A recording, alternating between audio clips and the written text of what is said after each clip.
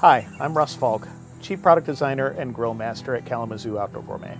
We're in our outdoor kitchen at our production facility in Michigan, and we're going to be grilling up some beautiful tomahawk ribeyes today over a wood fire on our Argentinian-style Gaucho grill.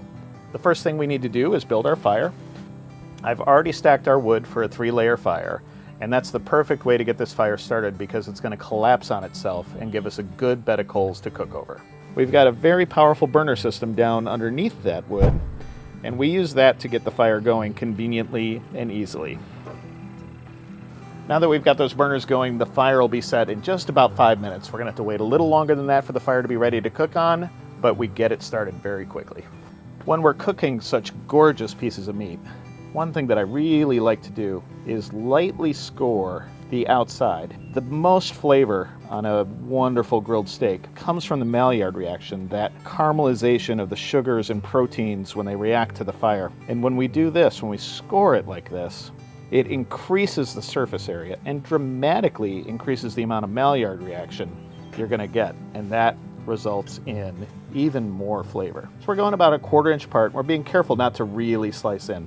We're going to go both directions. You can see that I lay my knife on its side to avoid cutting too deep into the steak. Now that we've scored these all over, we're going to coat them with olive oil because that helps further build up that crust, and season them with salt.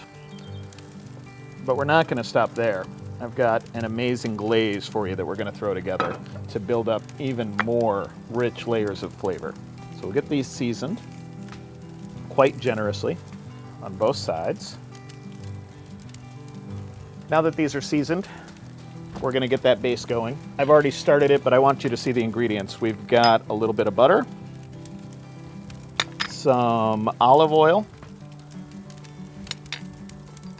a bit of bourbon barrel maple syrup, and some 9-year-old Sherry Solera aged vinegar. I love that vinegar. And then for even more flavor, we've got a couple smashed cloves of garlic. And I've got this little herb brush that we've fashioned out of fresh thyme. We're going to use that for basting the steaks on the grill. We're going to get the essential oils out of the thyme as we do that to build up even more flavor. Right before putting the steaks on the grill, I want to insert our Steak Champ meat thermometer. These are an electronic thermometer that we actually sell, and we sell them because they're so reliable. It has never steered me wrong.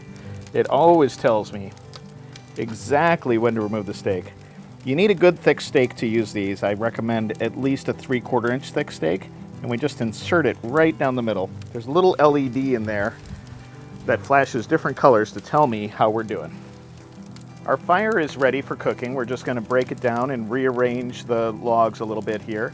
It's going to be a good bed of embers for grilling our steaks over.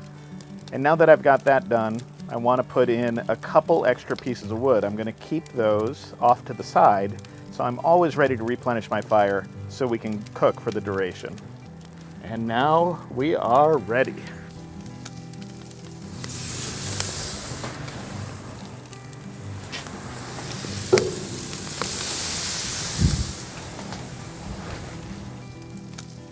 I estimate these steaks are going to take about a half an hour to cook because they're so thick.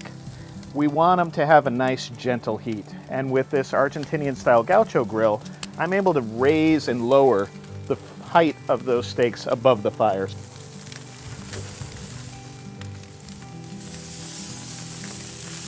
Once we've flipped our steaks for the first time, we're going to start using our glaze, and that's going to help build up even more of a beautiful brown crust on the outside.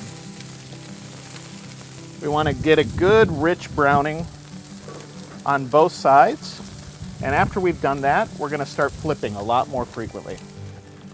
We're cooking over an oak fire today, and oak fire and beef just go together.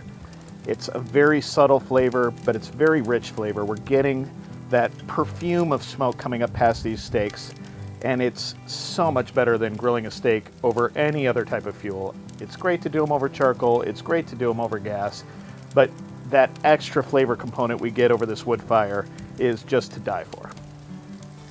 We're going to bring this down to brown them a little more.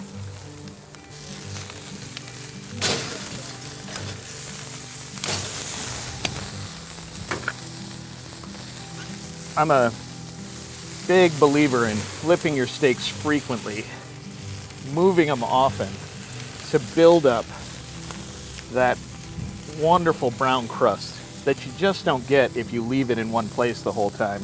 You know, a lot of people talk about flipping a steak only once and leaving it alone, but I really think you're missing out on flavor. We're gonna bring it back up high to get that heat gentle again. It's time to pull our steaks off the grill. The Steak Champ is doing a quick double flash in green. And that's our signal to pull them off the grill. And we're gonna let them rest just a little bit. And then we're gonna dig in. These are just looking perfect. The double flashing on the Steak Champ thermometer tells you it's time to pull it off the grill. And what's really great is it stops flashing when your steak is done resting. If you're not using a Steak Champ thermometer, I recommend letting a steak this thick rest about 5 minutes. As a general rule, the thicker the steak, the heavier the steak, the longer you're gonna wanna let it rest. And the thinner it is, the less time you're gonna let it rest. Let's cut into these beauties and see how we have done. I love the look of this browned exterior. I mean, it's gonna be nice and tender and super flavorful.